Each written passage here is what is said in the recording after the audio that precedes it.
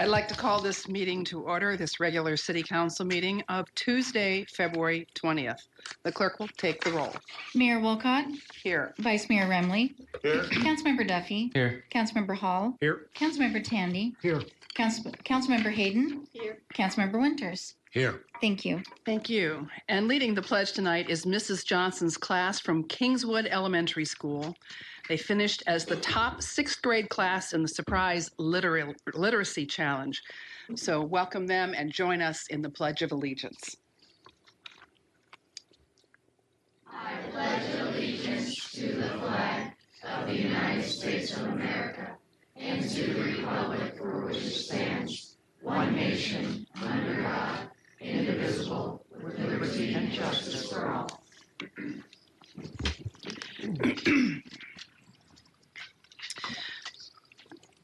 First, I just want to offer Mrs. Johnson's students some recognition because they are the outstanding 6th grade classroom for the 2017-2018 Surprise Literacy Challenge. This year's challenge had over 3,200 students participating from 4th through 6th grade across 14 schools. The students worked to complete literacy-focused challenges on a bingo card and were rewarded in a variety of ways. Mrs. Johnson's classroom had a total of 68 bingos. So congratulations on your accomplishment. Truly, I want to thank all the students who participated in the program this year, friends of the Surprise Libraries for their partnership and the prizes, Deanne Blanford from the City Manager's Office for coordinating the program, and Councilmember Hall for his continued support of the Literacy Challenge. And before I ask the council to join me on the floor to take a photo with all of you, I would like Councilmember Hall to say a few words. Thank you, Madam Chair. Yes, I'm very, very proud of you guys. And this is that you've won the second year in a row, I think, Kingswood Park has won. So you got some teachers over there that are really passionate and want you to keep on reading. I was at Cimarron Springs at lunch today, and did you guys get a pizza, by the way? Did you get your pizza? Okay, good. Anyway, we had a lunch pizza at Cimarron Springs, and the kids asked me a lot of questions. Maybe one of these days we can figure out how for me to go out to Kingswood Park and they can ask me questions, because they asked some really good questions, like what was my favorite book and how many books do I have in my house and blah, blah, blah. You know, I had to think a while to think about my favorite book. But I tell you, I read probably 9 to 12 hours a week right now as an adult. And I have to remember a lot of what I read. So it's very important that you not only read, but you remember what you read so that you can repeat it to somebody, you can summarize it, etc., because it'll pay big dividends as you grow and go to college or go to trade school or wherever you're going, into the military, because there's always going to be a lot of reading. Okay? So it's a real skill.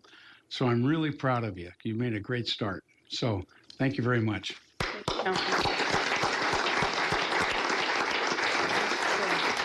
So, council, if you would head down to the floor for the photograph.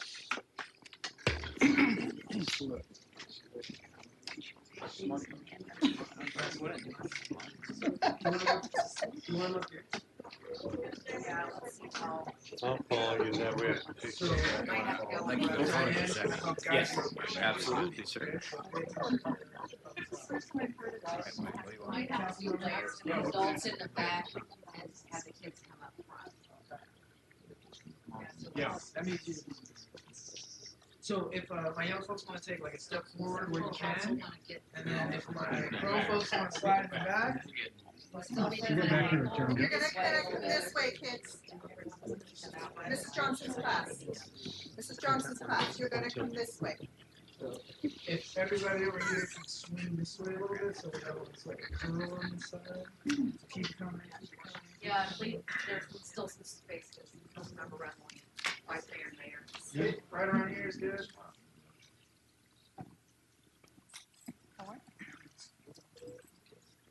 If you guys would look this way, we're going to be over here doing the photo.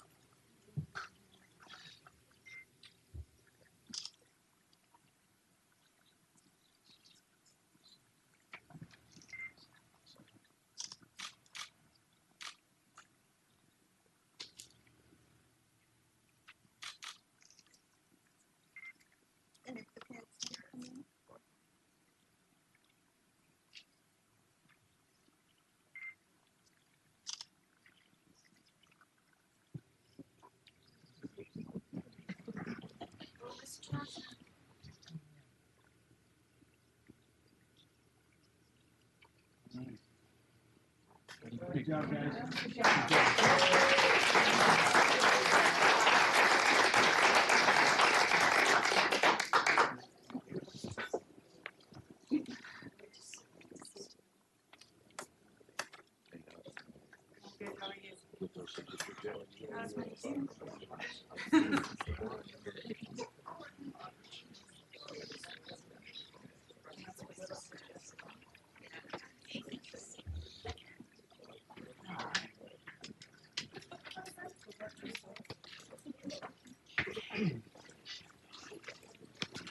Thank you all again for coming this evening, and again for what a wonderful achievement that you kids have all accomplished. And thank you to all the parents for raising such amazing kids for the City of Surprise. So give them another round of applause. I think they deserve it. Thank you.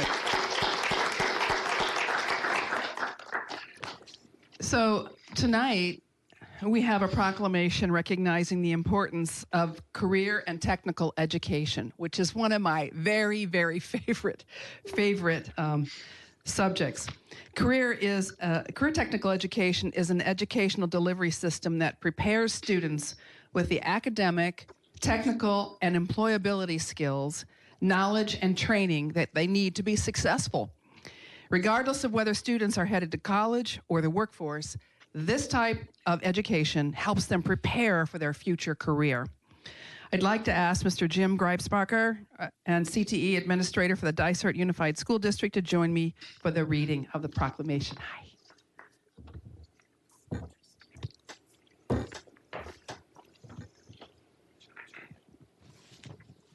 What a good guy he is. A proclamation from the Office of the Mayor. Whereas career and technical education offers students the opportunity to gain the academic, technical, and employability skills necessary for true career readiness. And whereas students in career and technical education programs participate in authentic, meaningful experiences that improve the quality of their education and increase student engagement and achievement. And whereas this provides students with career exploration opportunities earlier in their educational experience, which enables them to make informed and beneficial decisions about their academic coursework and career pathways. And whereas business leaders nationwide report increasing challenges related to the skills gap and connecting qualified professionals with available careers in critical and growing CTE-related fields, including healthcare, energy, advanced manufacturing, and information technology. And whereas ensuring that employers have access to a qualified workforce is a crucial step in ensuring productivity among the business and industry communities, as well as continued economic growth and global competitiveness in cities like Surprise across the United States. Now, therefore, let it be resolved that I, Sharon Walcott, Mayor of the City of Surprise, do hereby proclaim February 2018 as Career and Technical Education Month in the City of Surprise, Arizona, and call upon citizens to become familiar with the services and benefits offered by the career and technical education programs in this community. And thank you for being here. All right.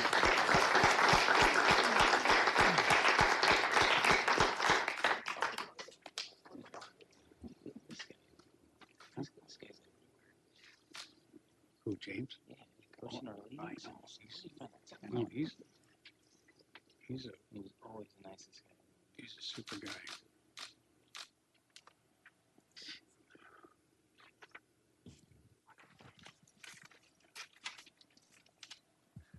All right. Thank you, Mayor. Good evening, Honorable Mayor and City Council members. My name is Jim Greasaber. I'm the Career and Technical Education Administrator for the Dysart Unified School District. I would like to take this opportunity to thank you, Mayor Wolcott, and the City of Surprise for the proclamation. This proclamation shows the city's support and dedication to career and technical education programs offered by the Dysart Unified School District. Career and technical education provides students with a school-to-career connection and is the backbone of a strong, well-educated workforce which fosters productivity in business and industry and contributes to America's leadership in the international market. Here in Dysart, we currently have about 4,800 students enrolled in CTE classes and another 175 students participating in off-campus with Westbeck. Our staff is nationally and internationally recognized for their efforts, and our students take key leadership positions in promoting CTE at the state and national level. I would like to thank you, the City Council, and the city staff for opening your doors and providing our students with meaningful work-based learning opportunities such as special projects and internships. This partnership will help us continue to build a strong, skilled workforce, which is key to a strong community. So thank you all so much.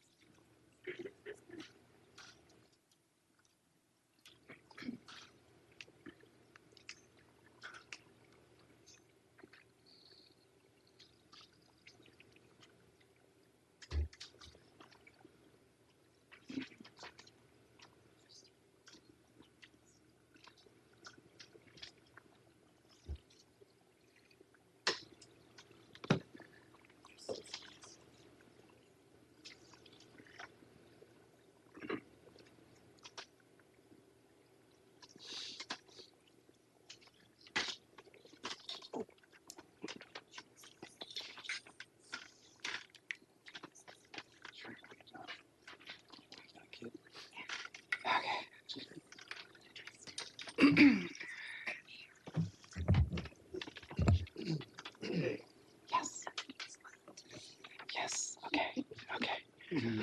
We're going to take some next items out of order, but before I do, I just want you to know it's nothing critical.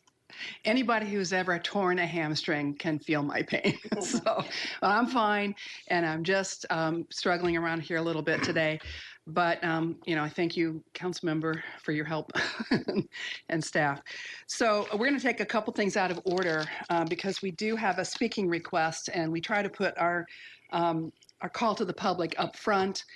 We do have reports coming from staff, but before we do, because of the speaking request from a young man named Tristan Randall, I would like Tristan to be able to come forward and address the council at this time. So Tristan, if you would come forward. So can you hear me? All right. Hi, my name is Tristan Randall from Kingswood Elementary. I'm in Miss Johnson's class. I'm in 6th grade. And I would just like to encourage reading. It helps you with everyday life. It makes your brain develop better. And I just encourage reading to as many people as there is in Surprise, Arizona, because the council members up here work very hard to try to make this city a better place for a lot of people. So I wanted to thank all of you guys for that. Thank you. Thank you, Tristan. And I want to thank you, Tristan, for encouraging people to follow your lead. And I also want to thank you for following that process, that open process that we have to come and speak before your council, because everyone has the right to do that. So I thank you for doing that. You're a breath of fresh air, someone your age who's willing to step before the council and speak your mind. So thank you for doing that. So thank you. So with that, we will move on to the regular agenda item, which is the next item is the city manager's report.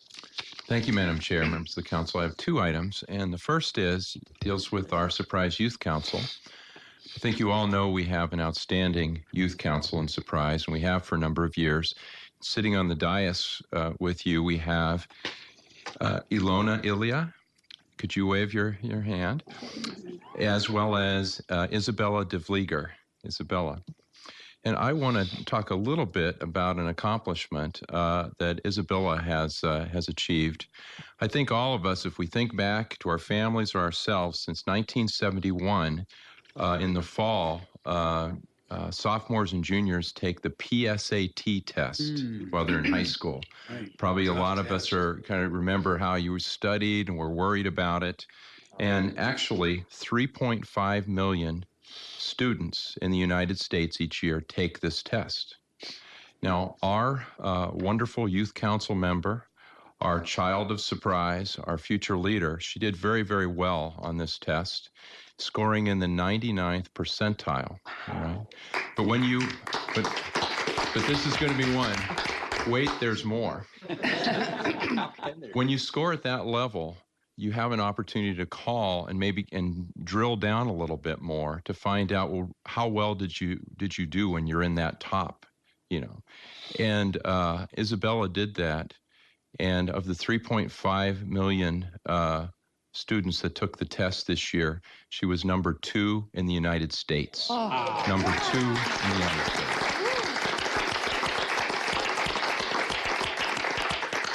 So if you're like me, and a lot of times I'll enter the room and I try to size myself up, you know. You're way, I'm not in your league, Isabella. I'm not in your league. Thank you, Madam Chair. And then next, my colleague Nicole Lance is going to provide the Mayor and Council and everyone here an update on an important transportation issue that I think we've all been worried about and talking about. Nicole? Good evening, Mayor, members of the council. Since the last council meeting, we wanted to provide a brief follow-up on conversations with Valley Metro related to the service provision here in Surprise as far as transit goes. We've had the opportunity to meet face-to-face with some of the executives from Valley Metro as well as operational staff, reviewing the service issues and really focusing on solutions moving forward. And really where we're at tonight is sort of twofold. One, we are in conversations to look to amend the current contract in terms of how we are delivering service. So instead of continuing to do the same model, continuing to be frustrated by the same problems, we're actually engaging in a productive conversation about how can we do this differently in order to do it better. The second track is really focusing on next year and really having good conversations about what are viable alternatives that meet the needs of Surprise that we would be able to enact for next year. So Fiscal? Correct, next fiscal year. So July 1 moving forward.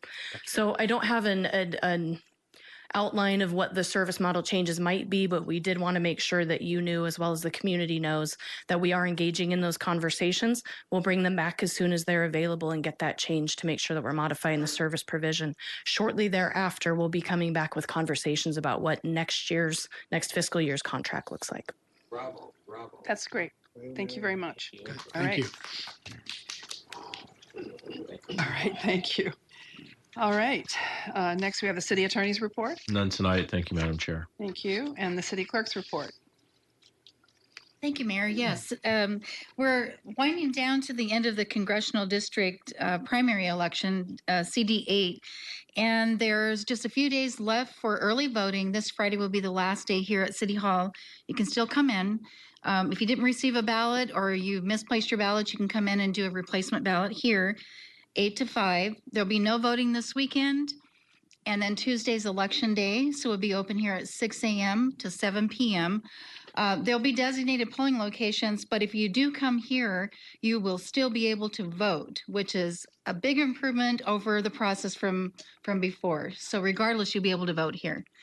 And we have a ballot box here as well in the community room. If you want, tomorrow is the last day that you should be mailing out your ballot through the mail to the Maricopa County Elections Department. If you don't get it in the mail, drop it by here, and we'll be glad to take it off your hands.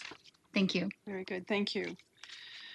So before we call to the public, I just have to say a word on behalf of the council, Isabella. I am so humble. I mean, should we just shove over about 6 seats and let you just sit right here? 'Cause, I mean, honestly, that is an amazing accomplishment. Really is. And, you know, we congratulate you. And we know that you are a representation of what is so special about our city. And we're so proud of you. It just warms our heart. We have amazing youth, and we have an amazing Surprise Youth Council that every year we are privileged to have share the dais with us every year. So I just can't say enough. I'm just so thrilled for your success and for the entire Surprise Youth Council for the contributions that you give to us today and will be giving to this city and to future communities that you live in for the rest of your lives. Thank you for participating. So thank you again.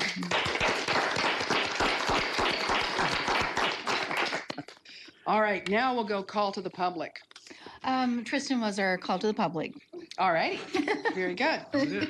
So then we'll move forward with the next, which is the regular consent agenda, which consists of 12 items. Does any member of council wish to remove any item for further consideration? Agenda number 5, please, Mayor. Item 5.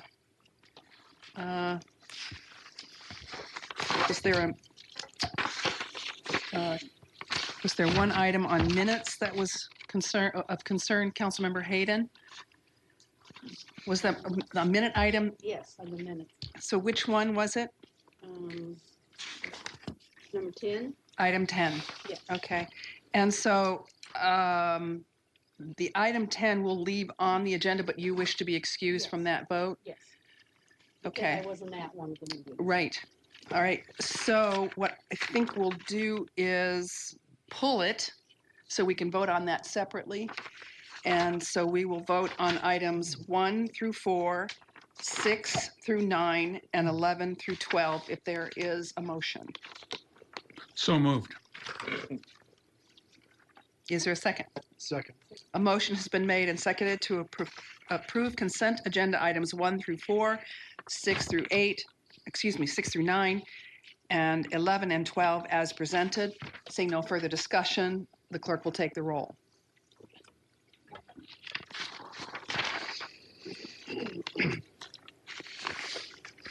Unanimous yes vote, Mayor. Thank you. And next we have item 5. Item 5, consideration and action pertaining to approval of a map of dedication entitled Happy Valley Road Phase 1, 144th Drive to 145th Avenue, 145th Avenue dated August 10th, 2017 for Happy Valley Road Phase 1 in Rancho Mercado. Councilmember Winters, did you have a question on this item? Yes, I do, Mayor. A couple of questions. Thank you. Hi, Rob. I'll save you the aggravation of doing the presentation. Just ask you 2 questions. Reading in my information here, the background information of this particular agenda item, we're talking about crossing the Beasley Canal with the Rancho Mercado project. Do they intend to build a bridge across the canal? Mayor, council member. Actually, my understanding is that bridge is actually under construction as we speak. Is that right? Yes. My last question about that project is one of the sentences, and I quote, "The applicant has secured a grading permit to allow at-risk grading over the portion of Rancho Mercado." What does that mean, at-risk grading? Mayor, council member, typically what we refer to as at-risk grading is they can actually get out and kind of start to pre-grade the site before they're actually ready to start going full bore with their infrastructure. Okay, I'm just not sure what does at-risk mean? Is if the guy falls off the tractor and that's what they're talking about? Yeah, no, Mayor, council member, it means that they could potentially have to go back and maybe regrade, rework some of the stuff because the final plans haven't quite been done. Okay. All right. Very good. Thank you.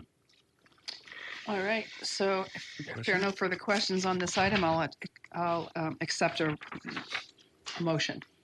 Make a motion to approve the map of dedication entitled 147th Avenue, dated August 24th, 2017. Is there a second? A motion has been made and seconded to approve the action on the approval of the map of dedication entitled Happy Valley Road Phase 1, 144th Drive to 145th Avenue and 145th Avenue dated August 10th, 2017 for Happy Valley Road Phase 1 in Rancho Mercado. That's why we do this on consent. So seeing no further discussion, the clerk will take the roll. I did not get the second. Who did the second? It was Nancy. Thank you. The clerk will take the roll.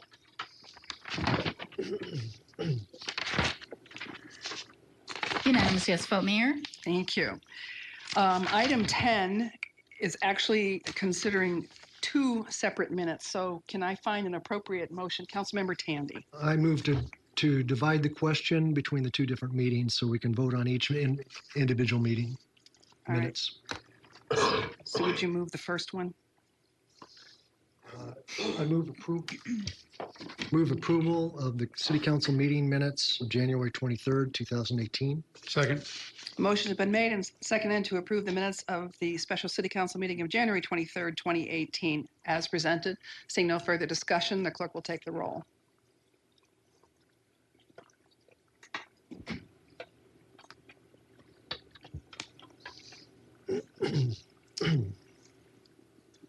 And the next item. I'm missing Councilmember Hall, please. Thank His you. buttons are. His buttons are haywire. That's good. That one's unanimous. Thank you. Okay. I'll make the motion.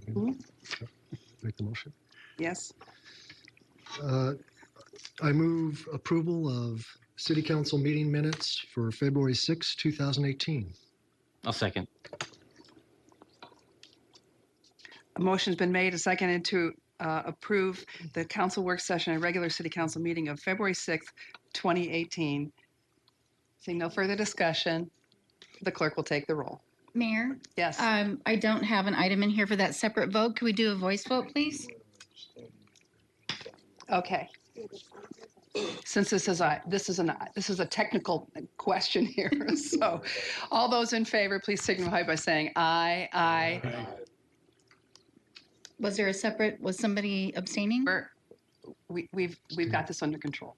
Everything's unanimous. Okay. All right. Next items. Okay, number 13.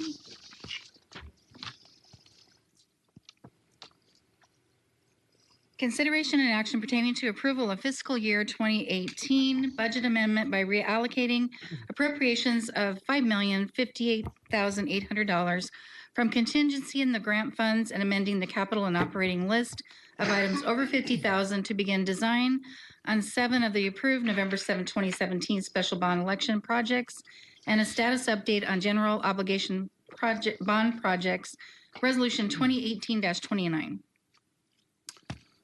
Madam Chair, Vice Mayor, members of the council, good evening. Good evening. We are here this evening, several staff members, to give you a status update of the general obligation bond project and where we are with that right now. But I would be remiss if I didn't just give us a quick history lesson that this has been a long trail for a little over 2 years. But last fall, with your support of a great number of our residents, obviously, and our voters, and of course our great staff, this project has come to fruition, and it is going to bring to us much needed, and I might say overdue, infrastructure for police, fire, public works, and also funding to expand and improve our transportation system here in the city. This is crucial to our continued and future growth, and we're very much looking forward to it. And so tonight, to kind of give you an idea where we are so far, you're going to first hear from Michael Boulay. He is our interim city or capital improvement program manager. Michael will start off, and then Diane Arthur, of course, our communications director, will be up to talk about our outreach effort here in the community. And then lastly, Lindsay will talk about the important stuff, about the money and actually the first offering of bonds for sale. So with that, we'll start off with Michael. Thanks, Mike. Hello, Michael. Good evening. Good evening, Madam Chair, members of council. As Mike mentioned, I'm going to walk us through the overall bond project timelines. But before we do that, I'd like to put the 5-year window in context as to how we develop the start dates and completion dates. And to do that, I'd like to talk about the schedule constraints and really the items driving the schedules.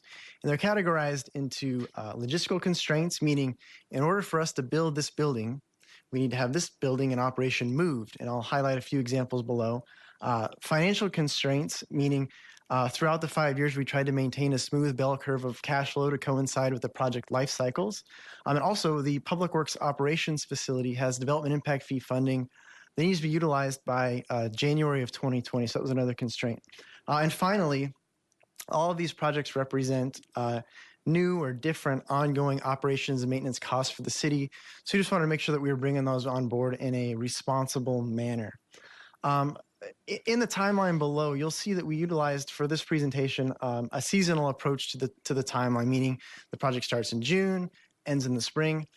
Please rest assured that as these projects continue to mature and we learn more about hard construction dates and we learn more about how the arts pieces are going to be implemented and what the actual facilities are going to look like, we will be back up in front of the council and our residents on a very frequent basis. Also, as Mike mentioned, a lot of these projects are currently underway and being initiated, and I'll sprinkle in some updates below. So first project up in the timeline here is the Public Safety Evidence and Readiness Center. This project will be placed at the current Public Works Yard. So as I mentioned, this project has a logistical constraint being that we have to have our Public Works operation facility built first. This project will be initiated in December of this calendar year. We hope to have design complete in the spring of 20 and construction complete in 2021. The police training facility will utilize our current police evidence storage facility. Looking to initiate that in 20, design complete, start construction in 21, and construction complete in spring of 22. Fire Station 304, this will be the relocation of Fire Station 304, located on 163rd Avenue, just south of Happy Valley Road. We're currently working on that project right now. The RFQ, or request for qualifications for designers, is on the street now. So we're working that process in parallel with the sale of the bonds. We're looking to have the design complete in the summer of 19 and the construction complete in the fall of 20.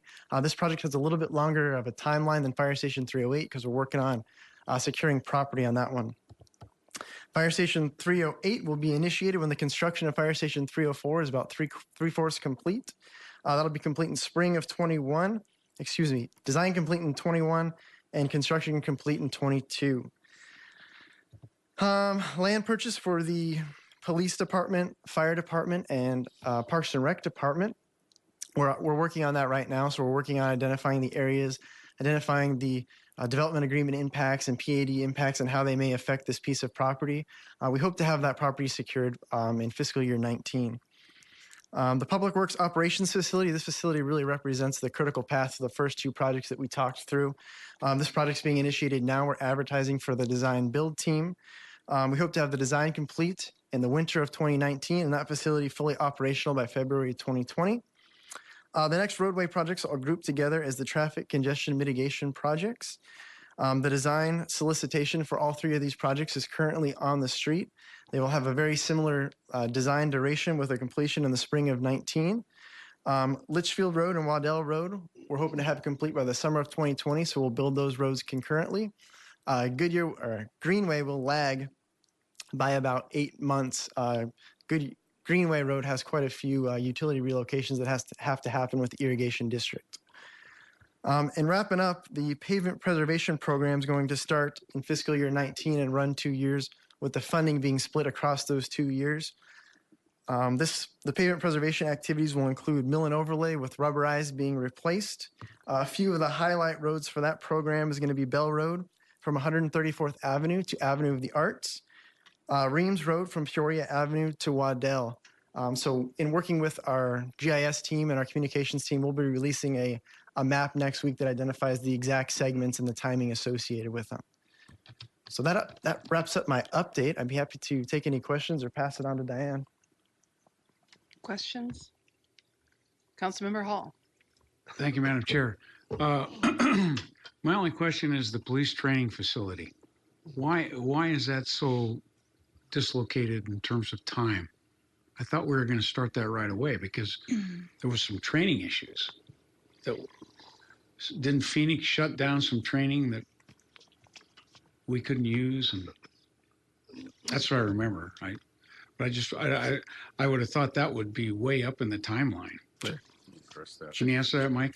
Yes, sir. That will not affect this project. That was something different. And in fact, they can't move out of that facility because it holds our property, as you well know, until the new property facility is built. So that's why it's kind of lagging behind a little bit. But it doesn't have to do with you're correct. There was an issue, but it wasn't about that. Oh, okay. So, yeah. All right. So it's okay.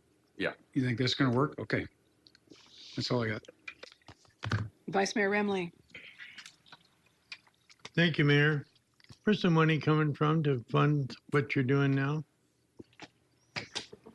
The bond. It's the bond. No. Madam Chair, Vice Mayor Remley, you're jumping ahead to my part of the presentation, but if you don't mind, I'll hold and we'll let Diane go next if you don't mind. I'm itching to know. Thank you.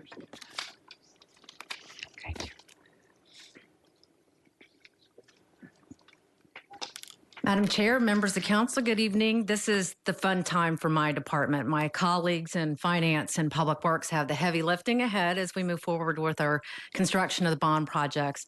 My team just gets to make it look pretty and share it and make it transparent for our residents. So we're very excited. The lead source for anything bond related is going to be our website.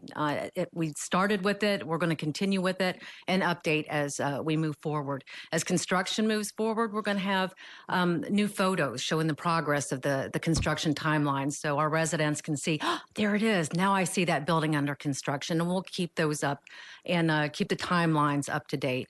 When Lindsay's team has procurement listings out there, you'll find those on sites as well.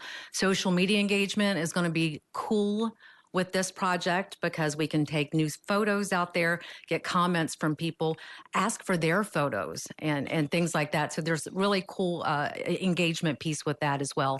And then, of course, you guys need to get ready and get your upper body working. You got a lot of groundbreakings coming up over the next 5 years. And lower, thank you very much. And a lot of ribbon cutting. So, work those muscles there. And we'll be there to help promote, assist, and videotape and capture those for our city's history because it's that important for all of us moving forward. So if you have any questions for me, or I will hand it off to Lindsay Duncan. Councilmember Winters, did you have a question? Thank you, Mayor. Just a comment, if I may. I'm glad to hear that word, transparency. It's important that the residents see what they paid for and see what they're getting. That's very good. Thank you. Thank you. Thank you. Thanks, Diane. And so now we move to the really serious part, the money. All right, now I'm up. So we have for you this evening an action for a budget amendment as well as the approval for us to contract for items over $50,000. For the table as seen for those projects that we're beginning, we're looking at land acquisition cost as well as design costs and some of the associated costs that go with those that we're looking for some budget authority. When we adopted the budget, we had put aside contingency for this purpose should the bonds have been approved, which they were. So we're pulling from contingency for these purposes for each of these projects that are listed, and that's the action that you'll take tonight. If I go another slide here, we will be selling bonds. And so we're looking at two separate sales. So we have to spend the money within 3 years of the sale of the bonds. So that's the reason for the two separate sales for the construction over the course of the 5 years. And so we're working very closely with Mike Boulay and his team on the timeline and the cash flows to ensure that we have the cash available as we need to spend it on each of those projects. So looking at a sale in May of 2018 and July, summer of 2020. We will be bringing back before you action for the council to authorize the first bond sale here on the meeting for April 3rd. And so we're watching the markets and trying to time it with the markets to make sure that we're taking the best advantage of our interest rate opportunities.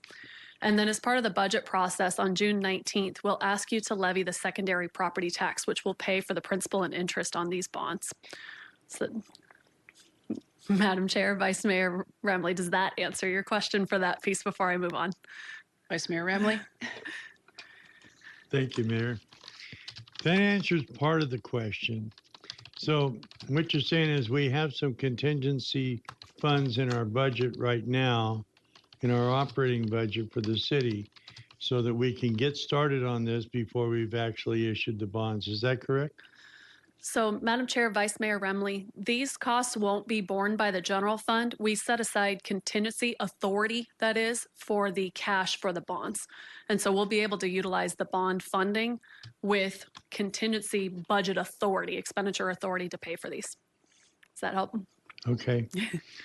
The other question I have, and I'm sure I'm not alone in wondering this, when we did when we did the ballot item, we had 3 separate ballot questions. We had a number of projects within them. And so how are we tracking our costs as they go along so that we know where we stand on each one?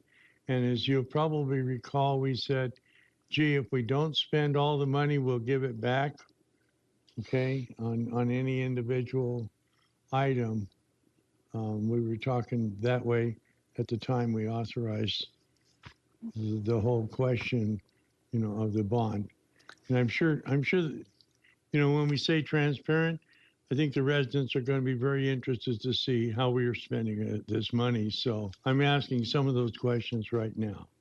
It's a great question. Not to be challenging, but just asking. Okay. I have answers for you, Madam Chair, Vice Mayor Remley. We will set up a separate bond construction fund. So all of the money will be put into that construction fund.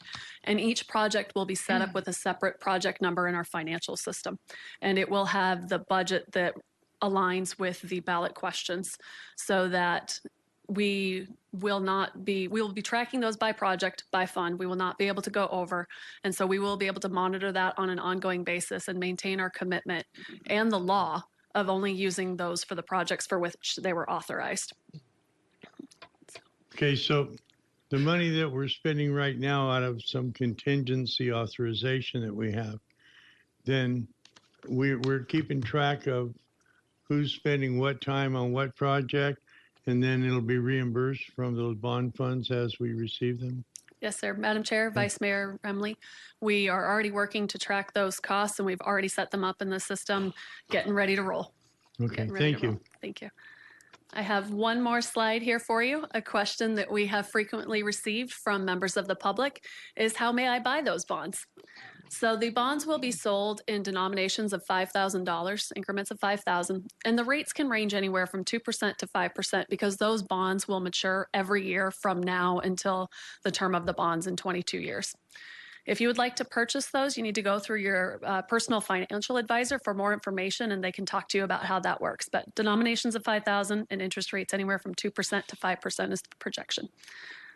And with that, the action tonight is that budget amendment and the authorization for the items over $50,000. So happy to entertain any other questions or comments. Otherwise, looking forward to council action. Any other questions or comments? Seeing none, I'll entertain a motion. I move to approve item 13. I don't move to approve too many things, so excuse me, folks. I move to accept. I move to approve Resolution 2018-29. Second. A motion has been made and seconded to approve Resolution 2018-29 as presented. Seeing no further discussion, the clerk will take the roll.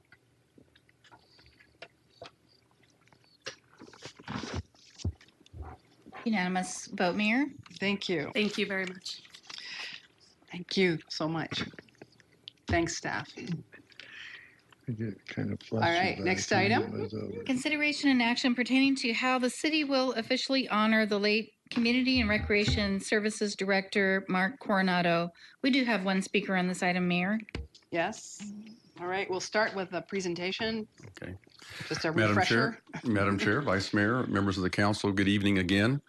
As you recall, just 2 weeks ago, we stood before you, the task force, honoring exceptional leader task force. I think all the members are here tonight, except maybe Ken Chapman. But so we're back before you again to get your input and direction on how you want to proceed with honoring Mark's many, many contributions to the city of Surprise over 20 years. And what I've done is I've asked Mike Gent to go back over what those opportunities were to honor him. And then also Wayne Turner, our task force chairperson, is also with us to help answer any questions you might have after Mike goes through those recommendations again. So with that, I'll hand it off to Mike. Good evening, Mayor, members of the council. So the task force met on multiple occasions and came back with 3 recommendations or any combination of those 3 recommendations. They were to rename 8 Acre Park as Mark Coronado Park, assign an honorary name to Bullard Avenue between Bell Road and Greenway Road as Mark Coronado Way, and or install 1 Mark Coronado legacy seat within Surprise Stadium. So the main entrance is approximately centered in the parking lot there on the south side of 8 Acre Park. We would, if it was the council's will, we'd install a plaque with a description of Mark's service here at the city, right on that where potentially thousands of our residents and visitors would enter into the park. The honorary street name, we don't have those in Surprise yet, but this would kind of establish a nice precedent if we were to move forward. So without the complications of actually changing a street name from a postal perspective or people's mail perspective, we would add a differently colored sign. Blue is the predominant color used in other cities. They would be installed alongside or below or even opposite on the other side of the street, the existing street signs. Oh, and they're pretty large, so they're very would draw the attention of the eye, and people would readily see them and perhaps ask questions about it. The honorary seat is a little bit different from the other two in that it as recommended by the task force, it would be a quiet tribute. We would install a seat that's a different color from all the other seats in the stadium. We'd install a placard on that seat that would say Mark Coronado Legacy Seat. And then, quietly people would say, why is there a different color seat? Or hey, I'm sitting in the seat to the usher. And perhaps they could point him to the Hall of Fame, which will include a plaque and description of Mark Coronado. Or those seats are pretty nice seats. So the season ticket holders who buy that section, will have a story to tell to the guests they invite to the games. So we're looking for council direction here. One of those options, or two, or three, or any combination. Okay. Thank you very much. So we'll await your direction. All right. Very good. Councilmember Winters. Thank you, Mayor. Thank guys. I think your whole committee did a great job. Whatever we do, I think we go in the right direction. But I'd like to move to direct the city manager to implement the following measures to honor Mark Coronado. Rename 8 Acre Park in Coronado's honor. Rename Bullitt Avenue in Coronado's honor. And a tribute in his honor within the park. That's my motion. Thank you. Is there a second? Councilmember Hall? Yeah. Thank you, Mayor. Councilman Winters, are you talking about the seat? The seat in the ballpark, right? Okay. So the 8 Acre Park, Coronado Way, and the seat in the stadium. That's correct. Second. As I understand the motion as made by Councilmember Winters, it was rename the street. So if you would clarify that, Councilmember Winters. Yes, Mayor. It's all three. I'm asking for all three. Rename 8 Acre Park in Coronado's honor. Rename Bullitt Avenue in Coronado's honor. And a tribute in his honor within the park, which I refer to as the seat that we were talking about before. Councilmember Winters, what I'm asking is that the item on Coronado it's not renaming the street. It's not renaming Bullard. It's an honorary sign, Your Honor. Thank you. Thank you. Right. So that is the second. Okay, so the second I'm seconding is placing an honorary street sign along Bullard Avenue. Thank you. Right? That's what you're right. That's what you're. Councilman Winters? Okay.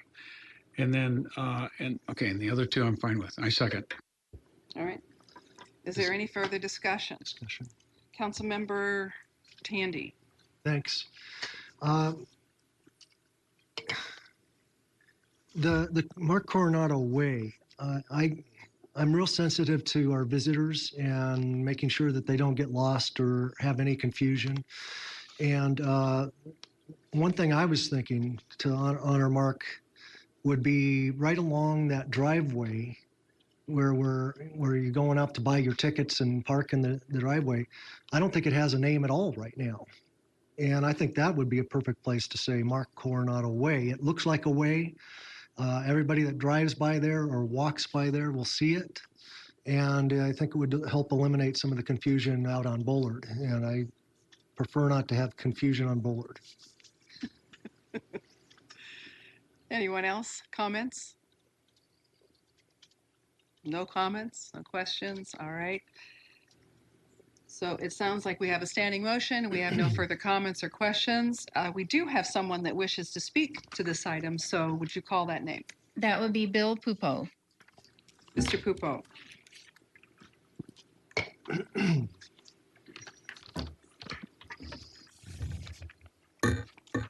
Madam Mayor and members of the council, good evening, Mr. City Manager, Mr. City Attorney, Madam Clerk.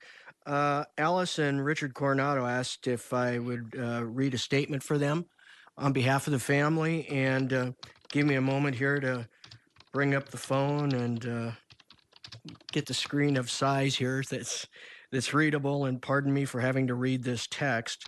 And it reads, on behalf of the Coronado family, we are humbled by the hard work and dedication that your team has displayed to honor our brother. Mark was everything to a lot of people. After our parents passed, he was the leader of our family, even though he would say he was the leader when they were still alive. As a young boy, his love of baseball was so evident. He was given a Louis Mays, and I think Mark right now would just be having a fit because it was really Willie Mays.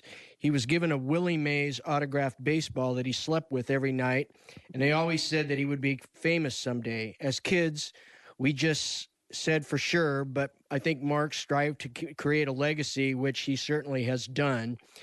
You have truly helped honor him so that one day his grandchildren can see what a great man he was, and so all the kids coming forward can play ball and love it just as much as he did. He has had a profound loss in our family and all his friends that were his work family, but your honoring him to this extent leaves us overwhelmed with joy. Thank you for your efforts, and may God bless Richard and Alice Coronado and Auntie. Thank you. Is there anyone else? No, Mayor. All right, very well. So we have a motion and a second before us. Seeing no further discussion, the clerk will take the roll.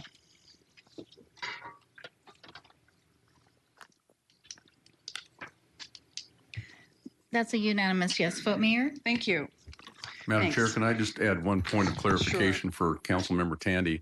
Wayne Turner advises me that that road you were talking about actually does have a name. It's just not posted. So that's something we'll be working on as well to clarify. So. Good idea. All right. We'll move on to the next item. Presentation and discussion pertaining to the fiscal year 2018 financial status report through November 2017.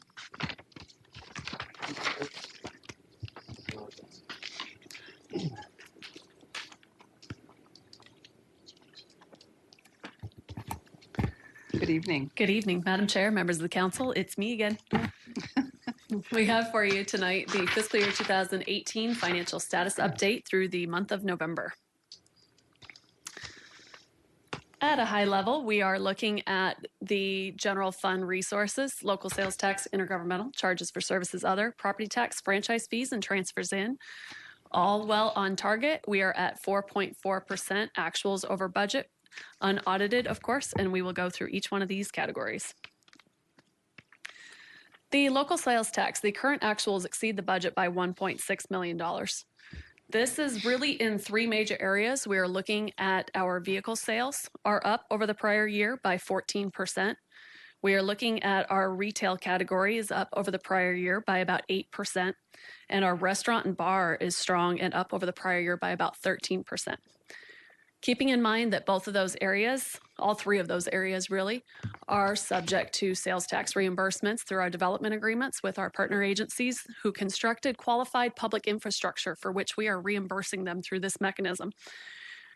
Year to date of that $1.6 million, there's approximately $400,000 greater than we anticipated when we adopted the budget through this growth that will be going back to those entities. So that's money that we can't count on for other uses. It will be recorded as an expenditure to those developers elsewhere in the budget. But we are well on track and we're doing well compared to the prior year. And so we're seeing a relatively strong economy, which we'll continue to monitor. Looking at our intergovernmental area, you can see that our current actuals exceed the original budget by about $1.2 million. In this case, the variance is primarily due to the way that taxes were formally recorded when we received them from the Department of Revenue. And so in this case, we would say that this is due to timing, not due to trend. So this isn't additional revenue that we would count on throughout the year. It just represents additional payments. Now, this category, on the other hand, does represent a significant trend upwards. Our current actuals exceed the budget by about $2 million. As you know, we have been continuing to discuss the development-related activities up. So we are seeing an increase in not only single-family residential permits, but also in our non-single-family areas as well. So our commercial, our office, and such. So we do see the increase in both the Community Development Department's revenues as well as the Public Works Department revenues through their engineering plan review. So this is an increase over the prior year. And if we look at our property tax for fiscal year 2018, the amount collected will always eventually equal the amount of the levy. We're right in line.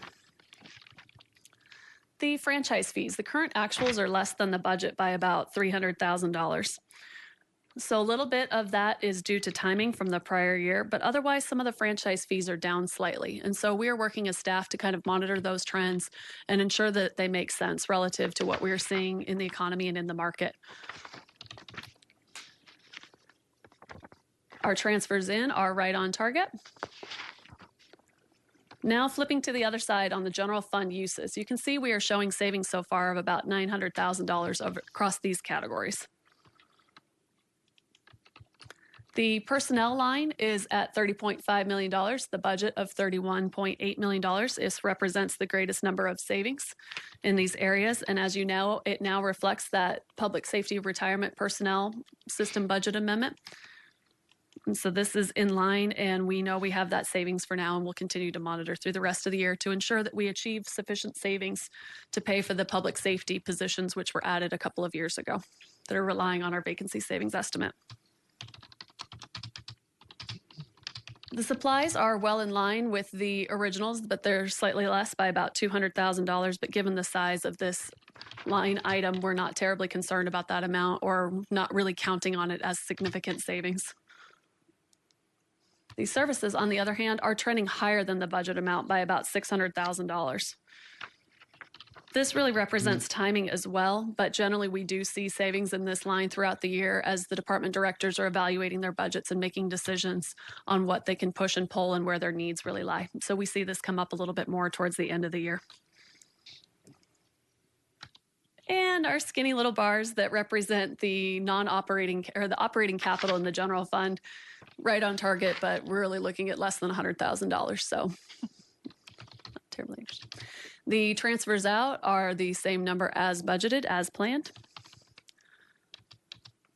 And if we flip to the other side now, we look at our grant expenditure detail. We've summarized these by departments. We're looking at year-to-date through November, expenditures about $786,700 on the grant. We have added an additional slide to represent the grant awards by department. So community development at $402,517.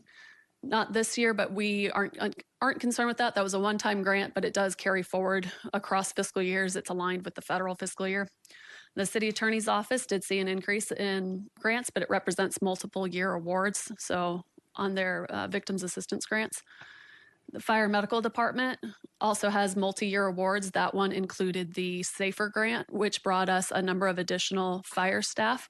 We will, as you know, have to assume responsibility for that staffing in the future as part of the general fund budget. We are keeping an eye on that and monitoring and planning for that in the future. Human service and community vitality remaining strong. This is where we get most of our block grants. So we have our community development block grant and our home funds are in this area. And the police department, you can see their award also included their staffing grant. It's called the COPS grant, brought us 2 additional staff in that area. We will assume full responsibility for those in the future as well. So keeping an eye on that as we move forward, mostly one-time grants. With that, I'd be happy to entertain any questions or comments you might have. Any questions? Seeing none, once again, wonderful job. Thank you. Thank you very much. Next item. Consideration and action authorizing the acceptance of federal transportation grant monies through the Maricopa Association of Governments, increasing federal funding in the amount of $1,100,000 $177,420 for the construction of Bullard Avenue, Resolution 2018-27. Martin. Mayor, Council, this item will actually be one presentation for items 16 and 17. And so I would like to kind of just go through this. And then once I get to the end, and I can go ahead and take questions for 16 and then any additional questions you might have for 17. And then we'll go ahead at that point in time and I'll ask for a motion or acceptance. So Thank you. I'm here with good news. And hopefully we'll be able to have a positive trend for those 17 grant dollars and 18 and 19 and 20 and make this a trend that we can go ahead and move forward. One of the things that we were able to take an opportunity of was to be able to do a federal fiscal closeout fund, which kind of sounds really complicated, but all that means is cities out there in the valley here in the state of Arizona that had federal dollars that were unable to meet their obligations are going to lose their money. And instead of returning it back to Washington, MAG or Maricopa Association of Governments asks for anybody who can use up that money and who can stick their hand out the fastest and say, I'm ready to go. We were one of those individuals. As a matter of fact, with this, what we were really trying to do was trying to not only complete the Bullard project and to be able to complete the safety items that we had set out for the safety of our children and for the community, but to actually complete the aesthetics portion that we were kind of lacking in. One of the things that we had difficulties in was that we had prices in asphalt and prices in oil and prices just move up because the economy is doing so well. And so with that, we kind of understood that the total cost of this whole project was slowly creeping up. And it wasn't because of scope creep. It just happened to be because the scale of economies. And so we were able to go ahead and take advantage of this.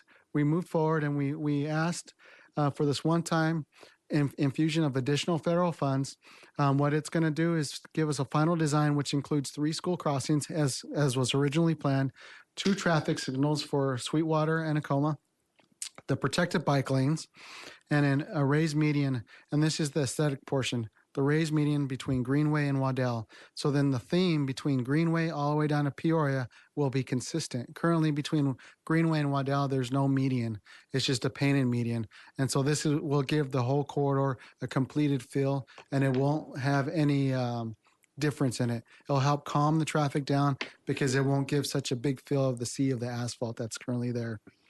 Importantly, though, we will restore the 2 vehicle lanes in both directions because at that point in time, we made a promise to the community as soon as we were able to make the corridor safe for our children, we would restore those lanes, and we're keeping to our promise. So from a planning standpoint, based on the final design, the construction cost estimate is approximately $3.3 million. It sounds like a lot. It is a lot, but we're doing this in a responsible way. What we're actually doing is actually improving the corridor for all modes of transportation, as well as improving certain areas that had ADA issues with them. And so everything will be completely renewed and given a new face. The city, what we're discussing here is the city additional award for $1.1 million for construction. And so we weren't able to make any application for anything that was previously done, like design, but this is just, the additional award is just for construction. So the closeout award increases our federal funds from 1.7 to about $3 million. The city contribution, including the 5.7 match, is decreased down to about 350,000 roughly. And so what you're really looking at is a total net savings. So right now we aren't coming with a budget amendment yet, because what we would like to do is to be able to go ahead and go out to the bid process and go through construction to make sure that there isn't anything else that comes up. Mm-hmm. And at that point in time, if there's nothing that comes up, we'll come back with a budget amendment, releasing the line item which was in the city budget, which was greatly higher than this number. So the net general obligation decreases approximately $900,000 if this all goes to plan. So it's a net savings, which is great for our citizens. We'll be able to provide that savings into other projects or other services throughout the city. As you can kind of see, here's the overview of the corridor. It actually goes from the south of our city boundaries all the way up to Greenway Avenue. and it covers approximately 3 linear miles of roadway. And then once again, here's the numbers. The breakout is approximately going to be about 95% federal and 5% local.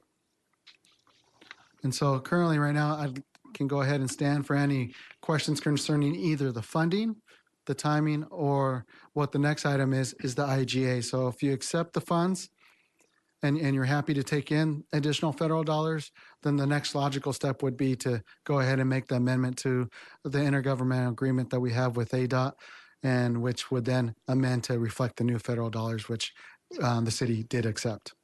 Super. Martine, first of all, I just want to compliment you. I know how hard you've worked on this.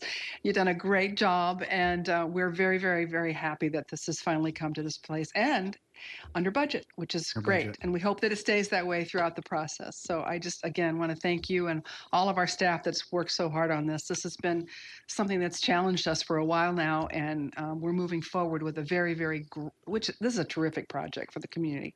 So thank you for all that. So Councilmember Tandy. Thank you. I also want to say thank you for going out and going the extra mile and trying to find all that extra funding for this. One thing I don't think you mentioned, is the design actually complete now? So to be able to accept the additional funding, we had to be at 100% design. We were at 100% design in October, which was a little bit ahead of schedule. What we're going to do is go out to, as soon as we have authority by council to either use general funds or to use these additional federal funds, we'll go ahead and go out to bid here in as soon as we can, and then we'll be awarding hopefully in early spring and then under construction just as the school year ends, so that way we don't bother any of the transportation habits of our school children as well as of our parents going in and out. We'll try to hit the 2 signalized intersections first, because those affect the most individuals and also affect all our schools. And then we'll try to spread out from there. Okay, and you'll also, I understand you're going to have a communication plan out to the residents. Yes. Sometime during probably April. Yes. Okay. So once we understand, once the award has been made and we understand the full timing based off of the contractor selected, we'll make sure we get that out to all our individuals who have asked for those type of updates, as well as anybody who's signed up for any transportation updates. So the email blast will be blanketed across those platforms. Okay. Yeah, I know a lot of my residents will be very interested in getting that information. So I want to make a motion to approve Resolution 2018-27 because it's such great news. Second. A motion has been made. A motion has been made and seconded to approve Resolution 2018-27 as presented. I have one further question. Councilmember Winters. Yes, thank you, Mayor. Yeah, great job, Martine. It's really well deserving. Is this the part of Bullard that had the golf cart lanes? Yes. Oh, we have the golf cart lanes again? No. They got rid of the golf course down there, right? Yes. Okay, thank you. Yeah. All right. Seeing no further discussion, the clerk will take the roll.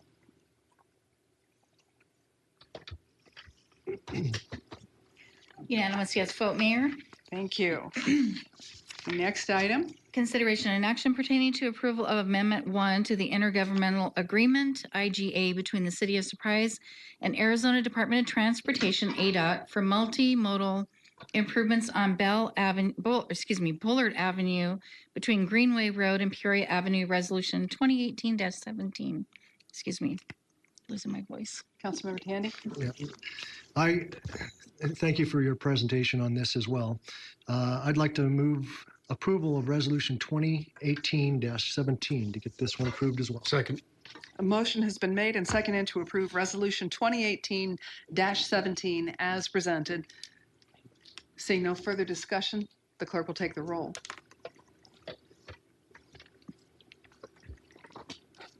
Unanimous vote, Mayor. Thank you. And we'll go on to the next item. Consideration and action authorizing the acceptance of 7 federal transportation grants through the Maricopa Association of Governments, Resolution 2018-30.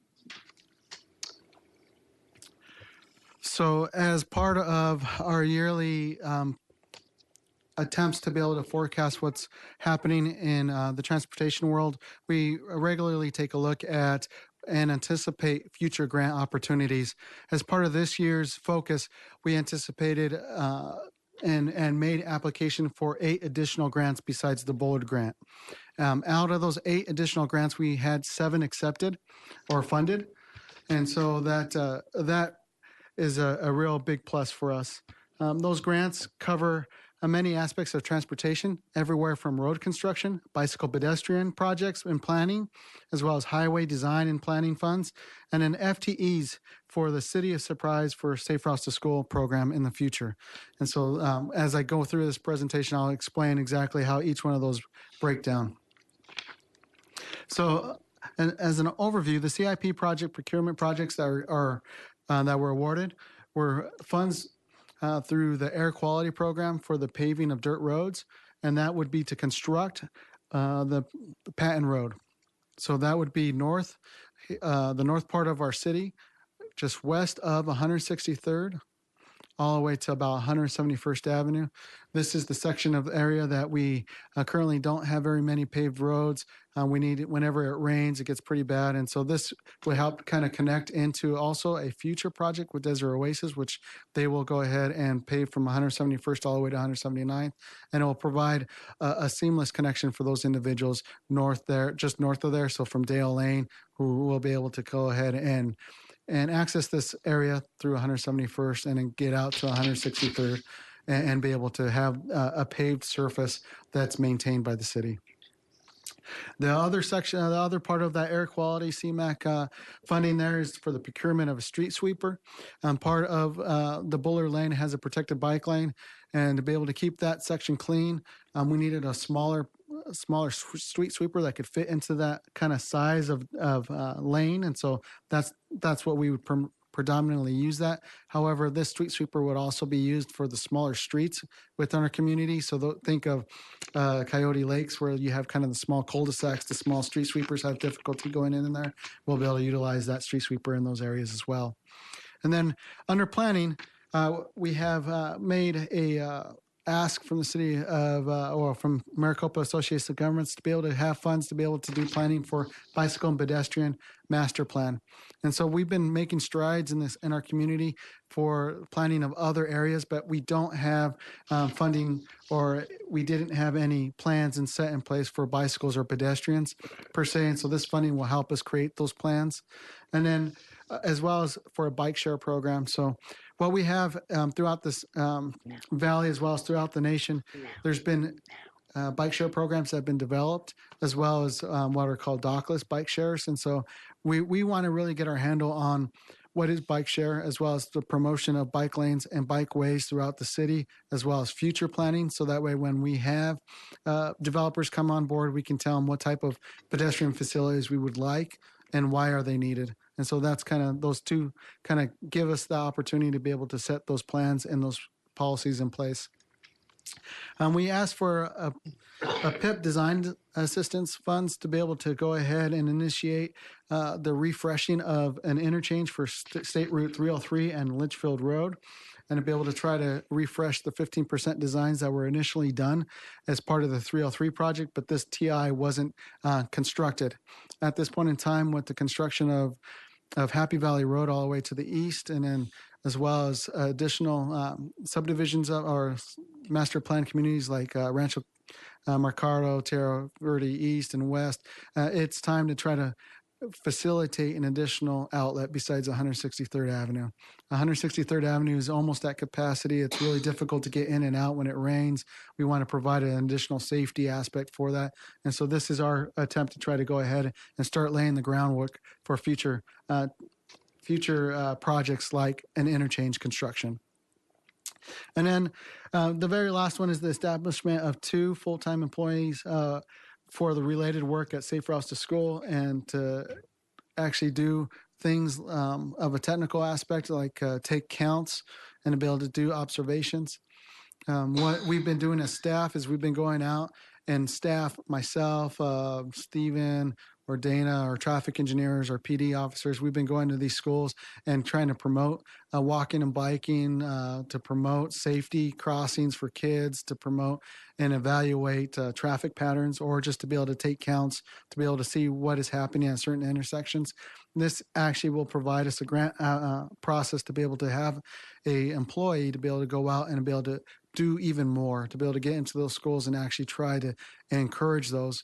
The reason there's two is we have one set for Dysart schools, since we have so many Dysart schools, and then one set to be able to go out towards our charter schools.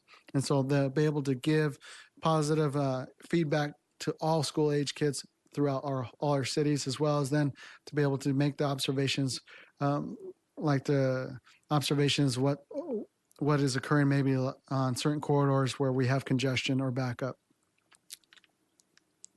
So as an overview, here's the map of everything we're discussing.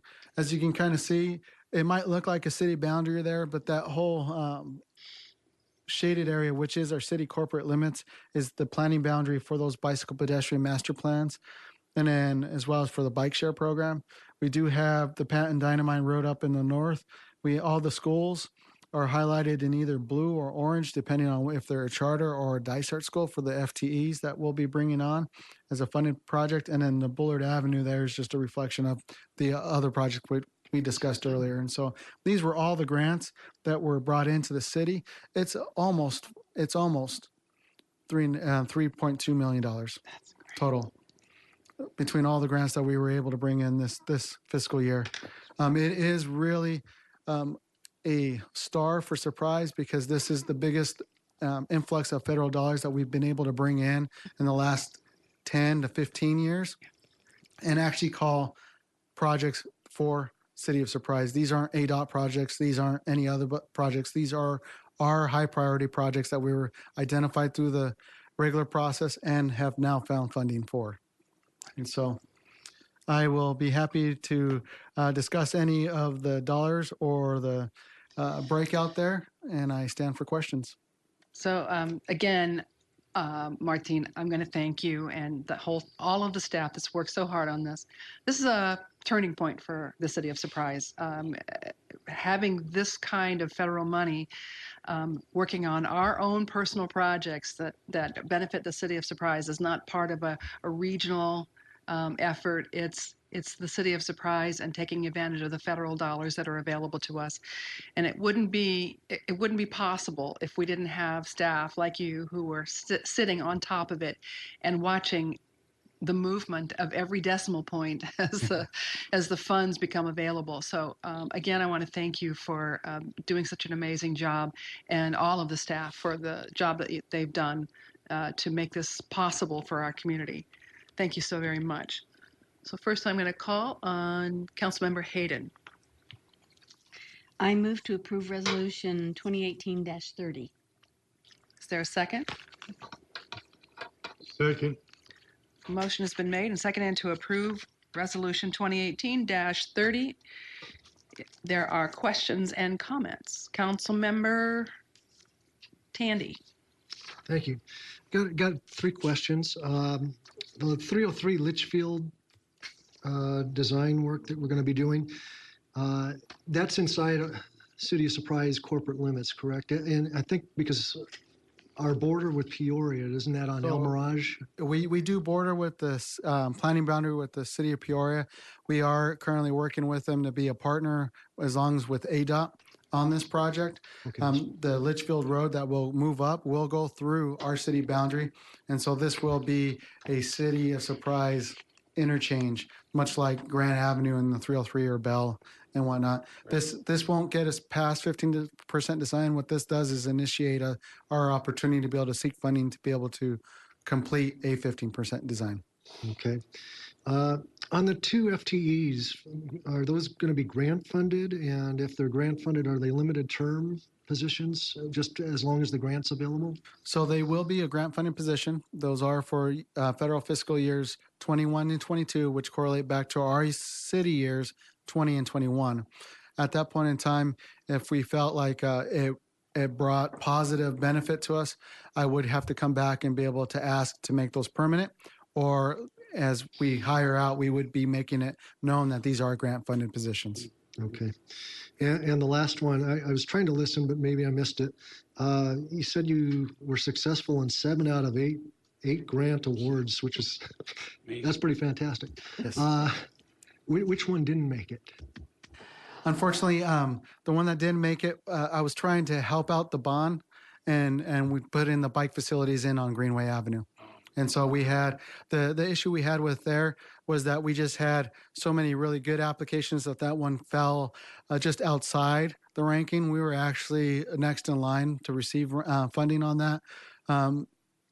So maybe some closeout funds. Some closeout funds in a year or two. In a year or two, but we were really excited. What we really try to do is we try to anticipate every year because grant funding comes in cycles, and so we know what cycle's coming up, and then we really try to take a look at what CIP projects are currently in-house, already planned for. So then that way, when we make our grant application, it's a strong application. And so the one that didn't get funded, I think a lot of individuals out there said, well, if we don't fund this one, we know it will still get constructed because it's a bond project that got awarded by the voters. And so you kind of take what you can get, but we really do try to make sure that our grant applications make sense to everybody who reviews them. So that way they score well. Okay, thank you. Very good, thank you. Councilmember Duffy. Thank you, Mayor. I just want to congratulate your department, your group, on working so hard for those grants. I mean, it's good to know that, you're not just going to say, well, we don't have the funds. You guys are actually going out and finding ways to get money. And this Safer Routes to School program, I mean, safety at school is the most important thing. And these new full-time positions, I mean, as you know, I've been wearing you guys out about 175th and Sweetwater with the middle school and the high school. And just to know that now we're going to have somebody that can go in dedicated to charter schools to talk to them about how we can improve that. I mean, it just doesn't get any better than that. So at least now maybe some residents can feel a little bit better and parents can feel better that we are behind them. We understand. And I mean, it just shows what you guys have done. So they know that you guys are behind them as well. I just appreciate it. Thank you. Councilmember Hall. Thank you, Madam Chair. Yeah, good job, Martine. Very impressive. On the federal funds, it's 94.3%, right? 97.3. The reason why it's kind of off a little bit is because the grant funding for the PIP design assistance, that one's actually at a higher rate. We only have to pay $700 to get $3,000 worth of funding, and so I threw the percentage up a little bit. Oh, okay. So that was an average on what the total funding was for everything. So I see. Okay, good job. Thanks. Councilmember Winters. Thank you, Mayor. Martine, what a great job you and your team have done. It's unbelievable. And paving Patton Road and getting interchange Litchfield and 303, if you're on the streets in the northwest area of my district, you could be hugged to death because those people are just waiting for a way out of there. And it's a fantastic job you did. Can you give me any kind of a timeline on the 303 Litchfield connection?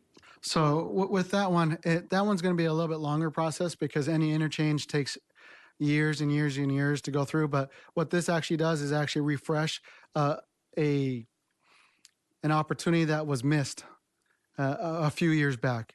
And so what we're actually going to try to do is we're going to actually try to tee this up for the new regional funds that we anticipate coming out in the next 5 years. And so when those regional funds come out, you're going to actually have different pools and pots of money to pull from. And one of those pools and pots actually is highway and interchanges. And so if we don't have a project teed up and already partially designed or cleared, then you can't make an ask for those funds. And so this is my vision of being able to say, okay, what's coming down 5 to 10 years from now? And this is a project that I anticipate being able to fund through that. So you're getting ready for it. Yes. How about Patton Road? Patton Road is actually scheduled for, I believe, 2020. So let me see. Great. Well, thanks very much. Yes. Job well done. All right, thank you, Council. And so I will restate the motion. The motion has been made and seconded to approve Resolution 2018-30 as presented. Seeing no further discussion, the clerk will take the roll. Unanimous yes vote, Mayor. Thank you. Last item. Consideration and action on a contract with Maricopa Ambulance Incorporated for emergency ground ambulance transportation services, Resolution 2018-35. Good evening, Madam Chair and Council. What we are presenting to you this evening is a culmination of some work that was completed last Friday morning that we consider imperative, and that's to provide a contract with a private ambulance provider to primarily serve the eastern portion of the city of Surprise, as well as supplement the 3 ambulances that we currently have. And what this is a short-term contract, expires on December 31st of this year. So we're looking roughly 10 months of service. And that'll buy us some time to put our 4th ambulance, get the revenue generated, continued generation of revenue that'll support the 4th ambulance. But this will support us as far as providing primary transportation on the east side of the city as well as the rest of the community. We're glad to answer any questions you may have. Questions, members? Councilmember Hayden, did you have a question? No. Okay. Councilmember Remley? Vice Mayor? Thank you, Mayor. So come December and this contract ends and we've got 4 ambulances. What if a plane crashes? How do we get ambulances then? That's an excellent question, Mayor, Madam Chair, Vice Mayor Remley. The process right now is we have just signed a mutual aid agreement with Arizona Fire and Medical Authority or commonly called North County, as well as Sun City.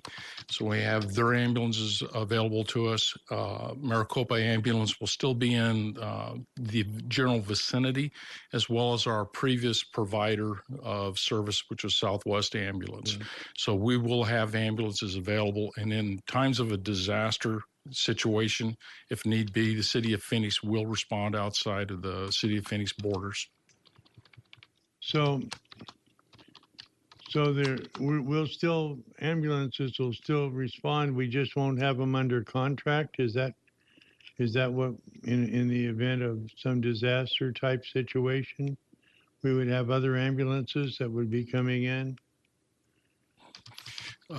Madam Chair, Vice Mayor Remley, if I'm understanding your question correctly, even though we do not have a contract with other agencies, would they respond? Right.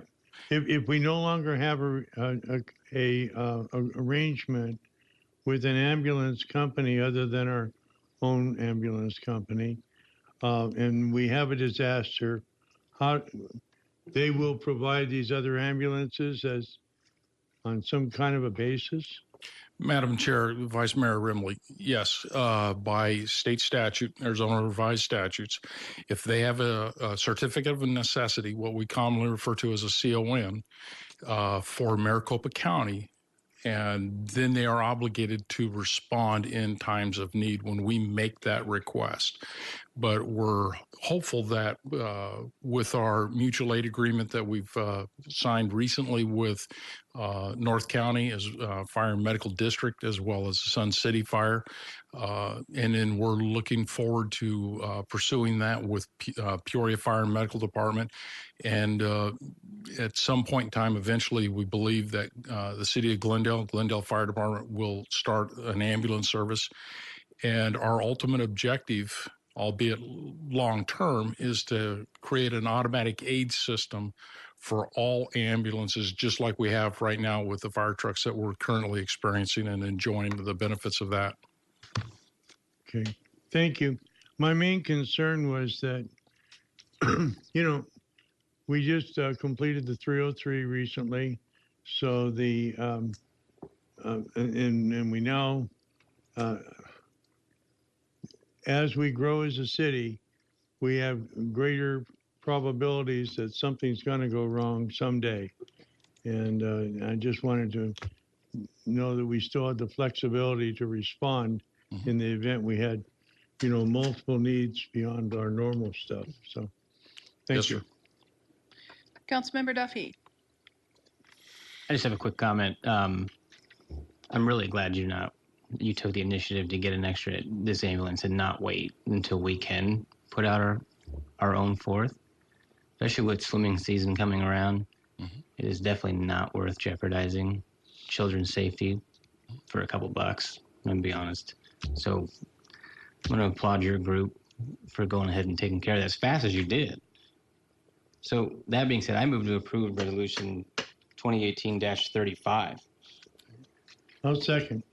The motion has been made and seconded to approve resolution 2018-35 as presented. Is there any further discussion? Seeing none, the clerk will take the roll. Unanimous vote, Mayor. Thank you. So I'll ask at this point, next item is future agenda items. Anyone have anything for the near future that they would like to see us put forward? Seeing none, I'll go to the reports, and Councilmember Duffy, we'll start with you. Thank you, Mayor.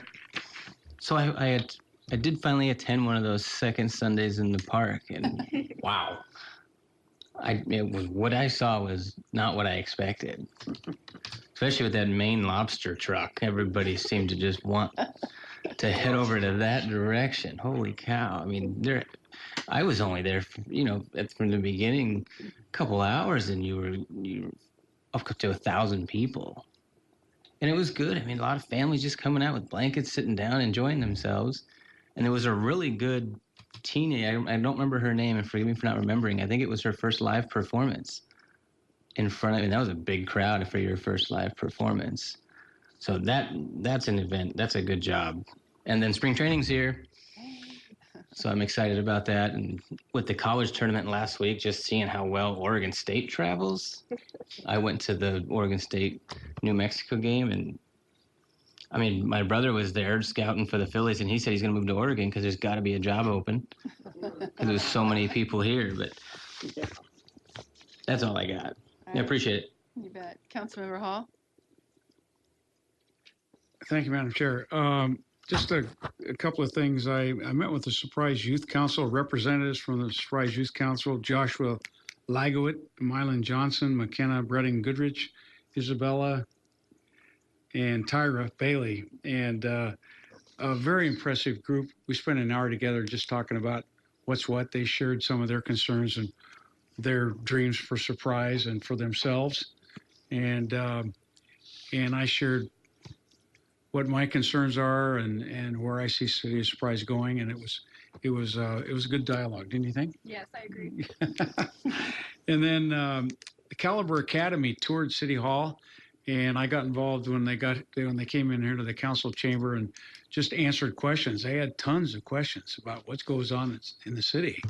And so really, really great group of kids. And then, of course, this literacy challenge, Cimarron Springs today, the 5th grade. We had a pizza party for them, and then Kingswood Park tonight. And as you said, Mayor, earlier, we have just got just a great group of youth growing up in Surprise.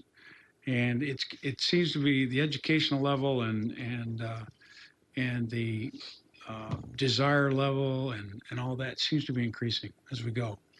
And so I'm really proud to talk to these kids and get feedback from, there are future leaders, let's face it, And so that's all I got.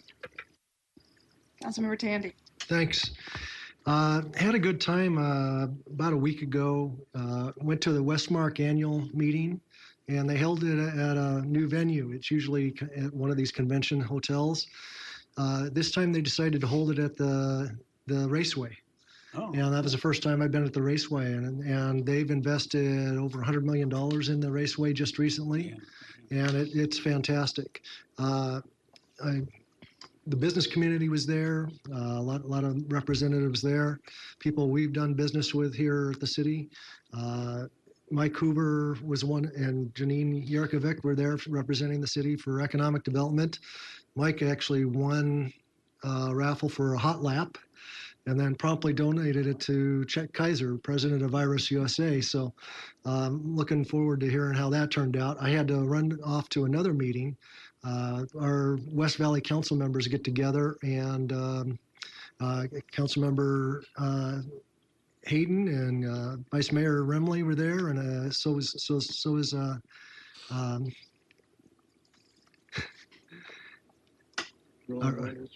he's not looking here. Councilmember Winters, trying to get his attention.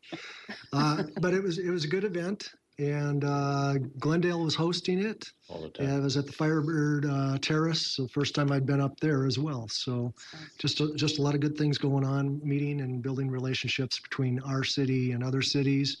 And I also liked the announcement that came out just recently where Nikola Trucks is going to build $1 billion facility and bring a couple thousand jobs in Buckeye, but just down Sun Valley Parkway on the other side of White Tanks from Surprise. So I would imagine many of their employees will probably live here in Surprise. That's a huge economic development for the entire region, the whole state. Good. Councilmember Winters. Well, I went to a lot of different events, but I feel that the February 16th, Friday, with the ribbon cutting, the groundbreaking for the new building at Ottawa University was a fantastic event. It was a big turnout. Everyone's there. Some friends of the university, the Odells, gave the university a small check. It was $6 million to build this athletic building. They're going to name it after the Odells. It was a great event, and I'm just so surprised about how fast that Ottawa University is getting their act together. And it was the first time I had a chance to see the new football field. It was a fantastic job. It's just a beautiful field, and they can play soccer there or football. If anybody has not seen the field yet, you should really go take a look at it. That's all I have. Thank you. Very good. Councilmember Hayden. Get your microphone. I went to the park, and is it not working? Am I not close enough? I went to the park and saw all the food trucks and didn't know how many to go to. So I had some people with me, so I fed them just to see what all the stuff was like. And also going to the breaking. That was my first time I've ever hit the soil, and that was very exciting for me. And it's such a wonderful college. I'm so looking forward to its growth. That's about it. Thank you, Councilwoman. Vice Mayor. Thank you, Mayor. Couple things. One, I'm with you, Roland. That was a great day over there at that groundbreaking in Ottawa. We have a lot to be proud of here in our city and a lot to look forward to. The people in town are starting to get excited. They realize that we're a college town now. So that was really exciting. Councilman Winters and I also attended a groundbreaking. It was a groundbreaking a couple weeks ago over the Colonnade, where they're putting on an important addition, and they're a great partner to the city as well. Coming up next Wednesday will be the last of the current round of community outreach for the original town site redevelopment that's going on, which will be amounting to about $130 million project. And we're looking for a lot of community input. And so if you're interested, come on down to Hollyhock, to the Senior Center at 6 o'clock on that next Wednesday. And we'll be going over what is kind of planned for the redevelopment, and we're looking for you guys' input. That's all. Thank you. Thank you. Well, as you can tell from all the reports of the council members, there's a lot going on in the city of Surprise. And I just want to thank you, council, because we've done a lot of work together, getting a lot of stuff done. It takes a lot of work and making certain that we're all kind of singing from the same hymnal and moving forward and getting things done for the benefit of our community. And but none of that could happen if we didn't have the most amazing staff here in the city of Surprise. So I just want to once again thank our staff for the amazing job that they do making us look good. It truly is a wonderful thing, a wonderful partnership that we have with the folks that work to serve our citizens. So I've been to many of the same events that you all have been to, and also others that take me out of the city into the core, working with our colleagues at the state legislature. That's always extra fun. And as usual, there's a lot of bills that are working really hard. As one member of the state legislature said, when someone challenged them and said, "But that's taking away local authority," and the chair said, "That's what we do here, is take away local authority." So that's what we're up against. And so I encourage all of you who are interested in reaching out to your members of the legislature and remind them that their constituents are our constituents and vice versa. At this point, I just want to take a point of personal privilege. Many, many moons ago, I was in another world, in another life, in another state. I was privileged to be a part of changing a region, the Minneapolis-St. Paul region. And I worked very hard with a gentleman and who was the staff person who made the tax chair committee woman look really good. And that gentleman joins me this evening, just dropped in for a visit on his way to someplace warm, and stopped in and to say hello. And so that piece of legislation was the first Livable Communities Act in the country. So once again, Minnesota was a model, and I think it's because of good staff leadership and good elected official leadership. So John Scary, thank you for joining us here in Arizona. Thank you so much. And it's experiences like all of us have in our life that we bring to this table, and it makes it a very very helpful discussion for our city, and to make this a well-rounded city that we can all be very proud of as we move forward and as we watch our precious city grow. So again, I want to thank all of you for the hard work that we do and that we are privileged to do on behalf of the citizens of Surprise. So with that, I don't believe we have an executive session, so I'll entertain a motion. I move to adjourn. A motion has been made and seconded to adjourn this meeting. All those in favor, please signify by saying aye. Aye. This meeting is adjourned.